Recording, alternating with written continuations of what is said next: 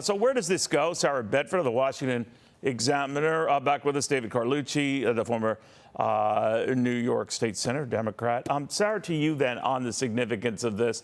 I don't see the game plan changing as long as Congress remains under, control or of the Democrats insofar as the Senate is concerned, the White House is concerned.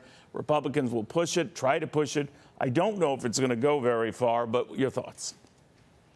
Yeah, I'm not sure that Republicans at this very moment have the grounds to begin an impeachment inquiry that would be broadly considered credible, but they're getting close. And these developments sort of support everything that IRS whistleblowers have said, everything that House Republicans have unearthed about the way the Justice Department has handled this investigation is actually supported by what Hunter Biden's legal team appears to have leaked over the weekend, which is that the Delaware U.S. Attorney's Office gave an enormous amount of deference to Hunter Biden's legal team to shape that plea agreement that fell apart in court, and that promises were made of sweeping immunity to Hunter Biden that, at the last minute, under scrutiny, the Justice Department was forced to abandon. But their intention all along was to give Hunter Biden immunity. And these leaks sort of seem designed by Hunter Biden's defense team at this point to discredit Weiss in the court of public opinion.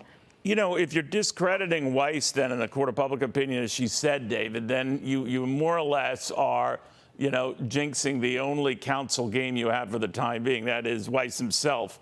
So that could blow up on Republicans, couldn't it?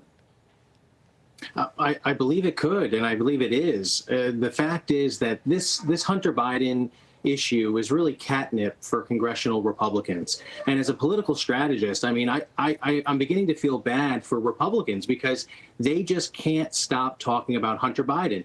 And there's been no evidence that points to the president. There's nothing after years of investigation that implicates President Joe Biden. Did Hunter Biden make some mistakes? Yes, that's obvious. Does it lead to calls for impeachment? No. But Republican congressional members will make all these cases. They're just looking for blood. And that's obvious. But it's a distraction from the election that's going to come next year. Americans want to know, what is Congress going to do to help them live a better quality of life?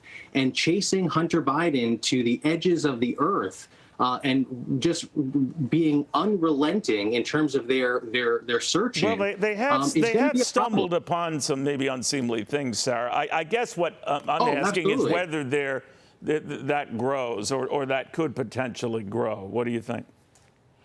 I do. I mean, to claim there's no evidence that Joe Biden was involved in his son's business is to sort of willfully ignore everything that we've learned over the past several months about the extent of Joe Biden's involvement in Hunter Biden's business, whether that was showing up in person at meetings that sort of coincided with large payments that Hunter Biden then received from people who met with his father, the years of conference calls that Joe Biden participated in with members of Hunter Biden's Ukrainian company while he was at that time denying, barely even knowing that his son was doing work in Ukraine. I mean, there's a lot of evidence that at the very least, Joe Biden was dishonest with the American people and is engaged in unethical conduct. Yeah. And House Republicans have been unraveling that pretty quickly. Yeah, it's a delicate balance how far to pursue and what to pursue, but it is out there. So jump ball where it goes.